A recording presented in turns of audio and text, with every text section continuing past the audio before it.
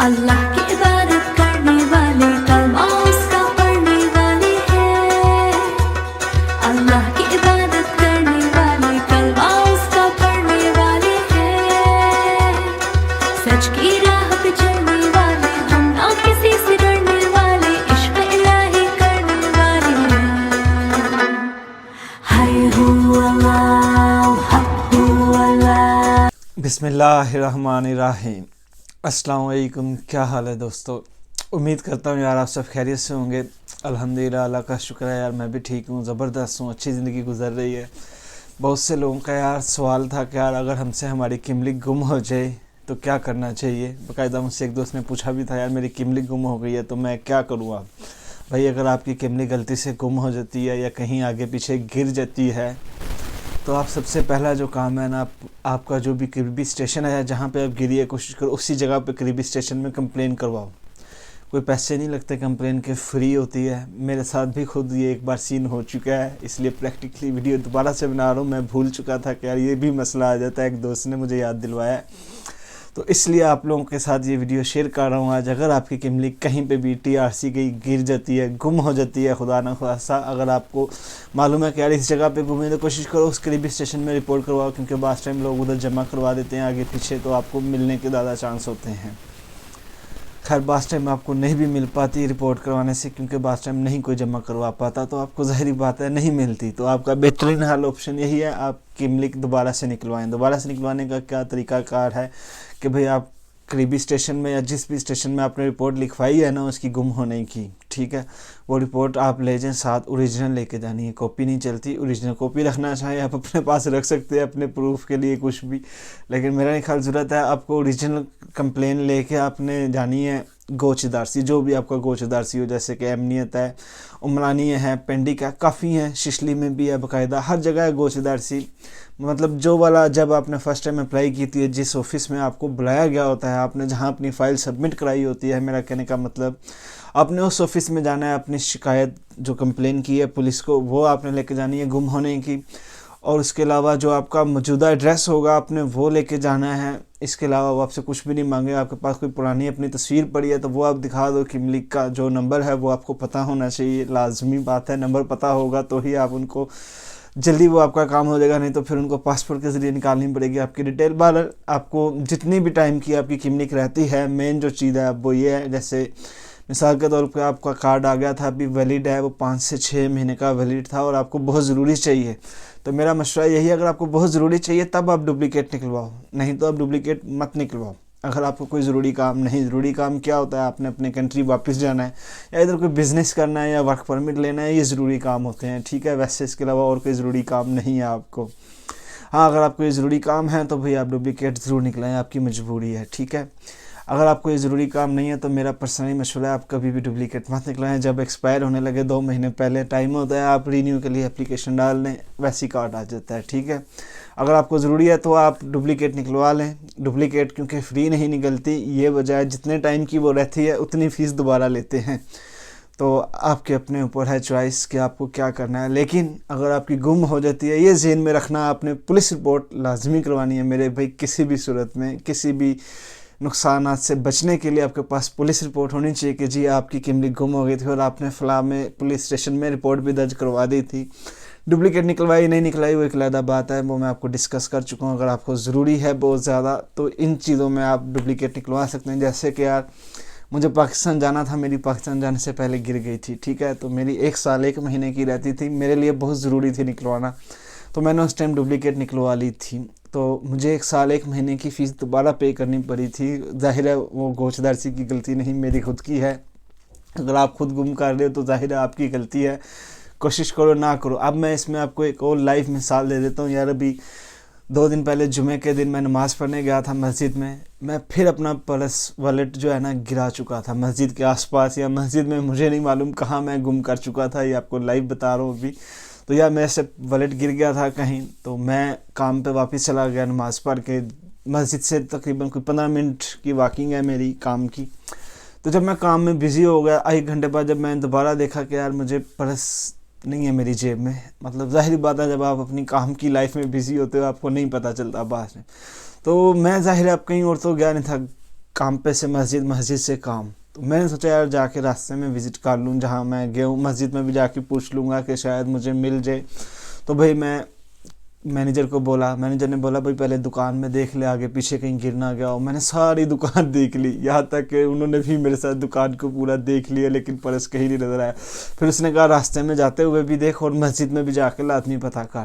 تو میں نے یہی کیا کیونکہ آپشن کوئی نہیں تھی نا، ظاہری بات ہے. اب اس میں بھی میری کملک موجود تھی تو میرے لیے بڑا ضروری تھا پرس کو ڈھونڈنا. ساتھ میں بینک کا کارڈ تھا، اے ٹی ایم یہ جو استنبول کارڈ ہے یہ بھی تھا. یہ بینک کا کارڈ اور کملک مین چیز جو تھی نا اہم، وہ یہی تھی. باقی تو جو ادھر کا کارڈ ہے وہ تو آپ کو ویسے بھی آسانی سے مل جاتا ہے، 8-10 روپے کا نیا، اس سے اتنا فرق نہیں پڑتا. مین کارڈ بینک کا کارڈ اور کملک سب سے مین ہے یہاں پہ، کیونکہ آپ پردیس میں ہو اور جب بھی آپ پردیس میں ہو تو آپ کی آئیڈینٹی ہی مین چیز ہوتی ہے. ٹھیک ہے، تو کملک کی وجہ سے مجھے دوبارہ راستے میں نے یقین مانو 2 چکر لگائے، نہیں ملا. پھر مسجد میں بھی ظاہر ہے جمعے کی نماز بہت پہلے کی پڑھ کے فری ہو چکے تھے، مسجد میں بھی نہ بندہ نہ بندے کی ذات تھی. تو میں کس سے بات چیت کرتا، مجھے کچھ نہیں سمجھ آئی. میں واپس آ گیا. میں نے مینیجر کو بولا یار مسجد میں کوئی بھی نہیں ہے، کس سے پوچھتا. اس نے کہا ٹھیک تو ایسا کر عصر کی نماز کے ٹائم دوبارہ جائیں. اور میں ویسا ہی ہوا، لیکن عصر کی نماز کے ٹائم بھی کام کی وجہ سے میں تھوڑا لیٹ ہو چکا تھا. دوبارہ آپ کو بتا رہا ہوں میں لیٹ ہو چکا تھا. مسجد میں صرف 2-3 نمازی رہ چکے تھے، وہ نماز پڑھ رہے تھے. تو میں نے ان سے پوچھا یار ادھر پہ جو امام ہے وہ کہاں رہتا ہے. اس نے کہا یار یہ سامنے والا جو گھر ہے اس کے نیچے والے فلور پہ رہتا ہے.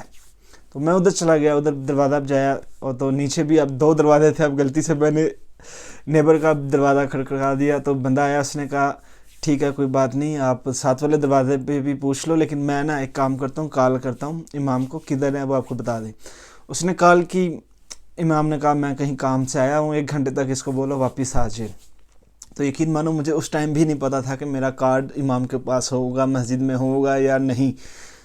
ٹینشن میں تھا، پریشان تھا. آپ بھی ہو سکتے ہیں، ہر کوئی ہو سکتا ہے. ایسی سچویشن میں موسٹلی لوگ ٹینشن میں ہی ہوتے ہیں، دماغ کام کرنا بالکل چھوڑ دیتا ہے. کیونکہ یار کملک جو ہے نا بہت ویلیویبل ہے یہاں پہ، اور خاص کر جیسے آج کل کرونا کا سین چل رہا ہے، لاک ڈاؤن کبھی بھی لگ جاتا ہے. ان دنوں میں کیا ویلیو ہے کملک کی ہے آپ کو اچھے سے معلوم ہے.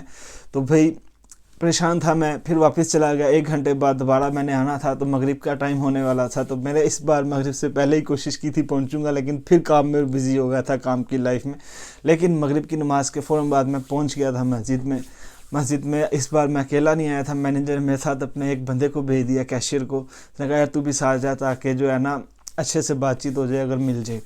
وہ نہیں بھی جاتا کوئی ایشو نہیں تھا، میں ویسے بھی بات چیت کر لینی تھی. میں جب گیا اندر مسجد میں امام سے میں نے بولا ایسے ایسے جمعے کی نماز پڑھنے آیا تھا. اس کے بعد سے مجھے نہیں پتا میرا پرس کدھر ہے. جزان بولتے ہیں پرس کو، ٹھیک ہے. میں نے کہا جزان کہاں ہے مجھے نہیں پتا، کہیں گر گیا ہے، ادھر کسی نے دیا ہے مسجد میں یا آپ کو ملا ہے تو بتا دو. اس نے کہا ہاں ملا ہے ادھر پہ.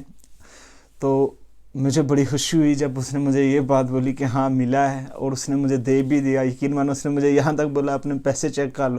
میں نے کہا یار پیسے مجھے جو ہے نا امام صاحب پیسے مجھے کوئی ضروری نہیں ہے، مجھے میرا پرس ضروری چاہیے تھا. تو اتنا کافی ہے، اور مجھے اتنا بھروسہ ہے آپ لوگوں پہ کہ میرے پرس میں کوئی بھی چیز ادھر ادھر نہیں ہوگی.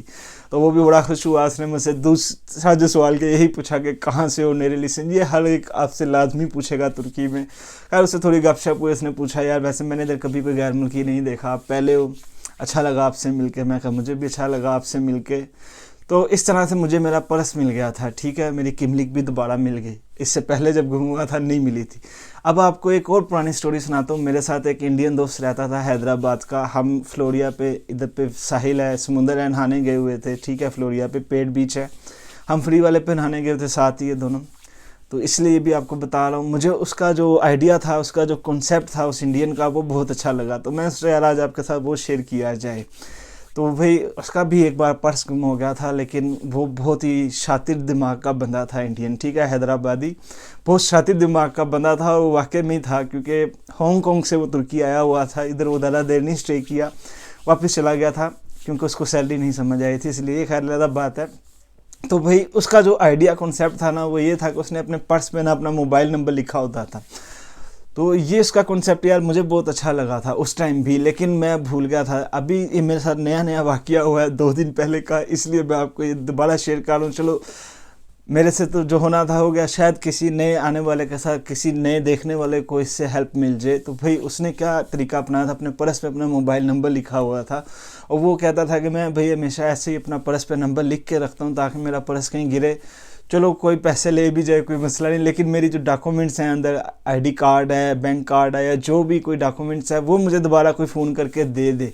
तो उसके साथ जब सीन हुआ था ना, पर्स उसका मेरे भाई समुंदर पे कहीं गिर गया था, और यही सीन हुआ था, हम स्टॉप पे जा रहे थे, तो उसको उस टाइम भी याद नहीं था। एक कॉल आई हमें उसको, मतलब तो उसने बातचीत की, तो जब बोला ना कि बंदे ने, क्या तुम्हारा पर्स ऐसे ऐसे गिर गया है, तो वो उस टाइम बड़ा खुश हुआ। उसने अपने जो भी पैसे थे ना वो भी उस बंदे को देना चाहे, लेकिन उस बंदे ने उस टाइम पैसे भी नहीं लिए। उसने कहा नहीं मुझे पैसे नहीं चाहिए भाई, तेरी अमानत है, तू ले जा। तो यार मुझे उसका ये जो कॉन्सेप्ट था बहुत अच्छा लगा। जैसे अभी मेरे से पर्स गुम हो गया था, कैसे मिलता कुछ पता नहीं, जब पहले किमली गुम हुई कैसे कोई दे कुछ नहीं पता। तो भाई ये कॉन्सेप्ट बहुत अच्छा था उसका। तो आप भी अपना नंबर लिख के अपने पर्स में रख लो, ताकि कभी कहीं गिर भी जाए। आपका जो मेन डॉक्यूमेंट जो होता है ना वो कार्ड्स वगैरह ही होते हैं, पैसे तो बंदे को फिर भी मिल जाते हैं। कार्ड्स जो होते हैं वो बहुत कीमती होते हैं, बैंक कार्ड, किमली, जो भी आपके डॉक्यूमेंट्स हैं वो बहुत कीमती होते हैं। तो आप पर्स पे कोशिश करो अपना नंबर लिख के रखो। ये मुझे उसका जो कॉन्सेप्ट है बहुत अच्छा लगा था, ताकि इससे आपको जो चीज़ें गुम हुई होती हैं वो आसानी से मिल जाती हैं। और वैसे भी तुर्की में यार लोग बहुत हेल्पफुल है, ऐसी चीज़ें अक्सर वो पुलिस स्टेशन में या करीबी मस्जिदों में जमा करवा देते हैं। कोशिश किया करो, अगर आपको कहीं आइडिया हो कि यार कहाँ पे मेरी गिरी है, आप आगे पीछे मस्जिदों में, पुलिस स्टेशन को ज़रूर विज़िट करो। यहाँ लोग बहुत हेल्पफुल हैं, यकीन मानो मेरे बहुत ऐसे प्रैक्टिकली तजर्बे हैं। ये वीडियो भी मैं आज इसलिए दोबारा शेयर कर रहा हूँ क्योंकि 2 दिन पहले मेरे साथ ये हादसा पेश आया है, तो आगे आप समझ सकते हो। तो मैंने खुद दोबारा से अब नंबर लिख के रख दिया, ताकि यार कोई गिरे भी तो डायरेक्ट कॉल करके उसी टाइम मुझे मिल जाए। तो ये वीडियो आपको कैसी लगी है, आपने कमेंट में अपनी राय का इज़हार ज़रूर करना है। अच्छी लगी है तो लाइक भी करनी है, दोस्तों के साथ शेयर भी करनी है। मैं इंशाल्लाह आपसे मिलता हूँ अगली वीडियो में, तब तक के लिए दुआओं में याद रखिएगा। अल्लाह हाफिज़।